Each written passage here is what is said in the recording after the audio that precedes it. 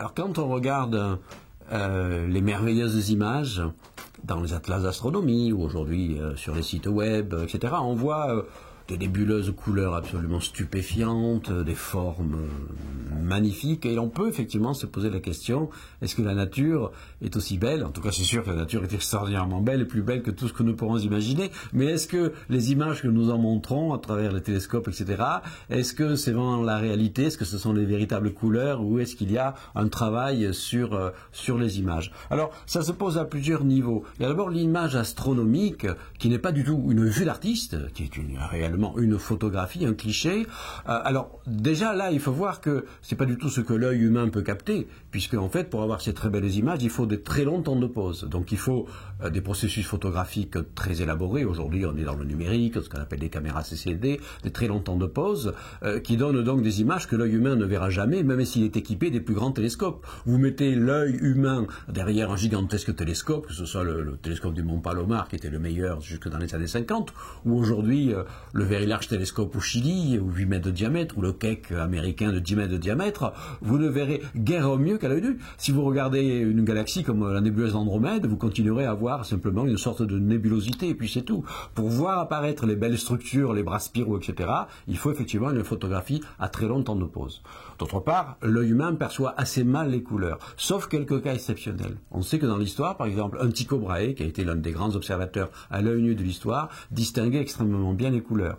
Un autre exemple qui n'est pas dans le champ de l'astronomie, mais presque, c'est Van Gogh, le fameux peintre qui a fait ses nuits étoilées. Il décrit lui-même dans ses lettres à son frère combien, arrivant en Provence, il sait distinguer les couleurs jaunes, vertes, bleues, émeraudes des étoiles, parce qu'il avait une vision des couleurs extrêmement fine. Mais en général, l'œil humain est assez peu sensible aux couleurs. Donc, dans les clichés astronomiques qui sont montrés, qui sont extrêmement colorés, il y a effectivement un travail de retouche derrière. Voilà. Ce ne sont pas des artistes là à ce niveau qui le font, ce sont des spécialistes de l'imagerie. Et pourquoi font-ils ces retouches? Tout simplement pour rendre les images plus spectaculaires. Et souvent, ce sont ces images-là, il ne faut pas l'oublier, qui permettent d'avoir des financements supplémentaires de la part de ceux qui détiennent les cordons de la bourse et qui peuvent être impressionnés par ces images. L'autre aspect, parce que la question mérite développement, c'est ce qu'on appelle les vues d'artistes. Alors là, c'est tout à fait différent. Ce ne sont pas des clichés qui sont pris par des instruments. C'est en fait, on demande une agence spatiale, la NASA, l'agence spatiale européenne, demande à un artiste professionnel, un peintre en général, etc., également un petit peu pour le besoin de certaines formes de médiation et de publicité, d'imaginer un paysage, par exemple, qui ne peut pas être pris au télescope. Alors c'est peut-être le cas, effectivement, avant que l'on fasse des grandes explorations de systèmes solaires, lointains, avec les sondes Voyager, puis les autres sondes spatiales, on avait demandé aux artistes d'imaginer à quoi pouvait ressembler, par exemple, le paysage si on se trouvait sur un satellite de Jupiter ou un satellite de Saturne. Et l'on trouve comme ça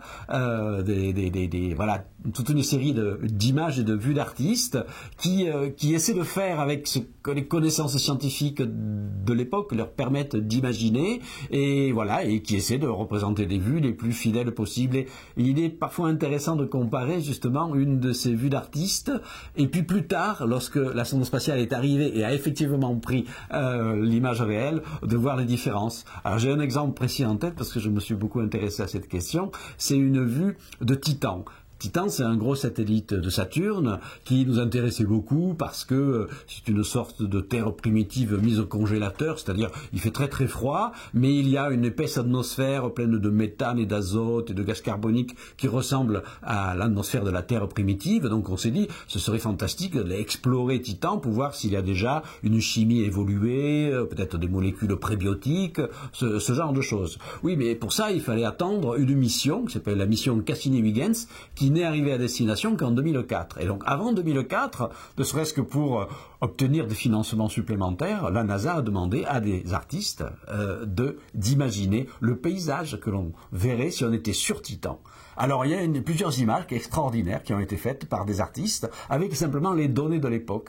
Alors ils avaient imaginé, je me souviens en particulier d'une d'entre elles, d'abord en fond de ciel, on voit l'immense disque de Saturne dans le ciel avec la bonne proportion, les anneaux, donc ça c'est magnifique effectivement, à travers une atmosphère assez épaisse avec quelques nuages effectivement, et puis ils avaient imaginé des sortes de marécages, alors ce n'est pas des marécages liquides, d'eau liquide, c'est des marécages de méthane à moins 170 degrés, mais surtout ce qui est intéressant, ils avaient avait imaginé des hautes montagnes, des falaises très abruptes, etc.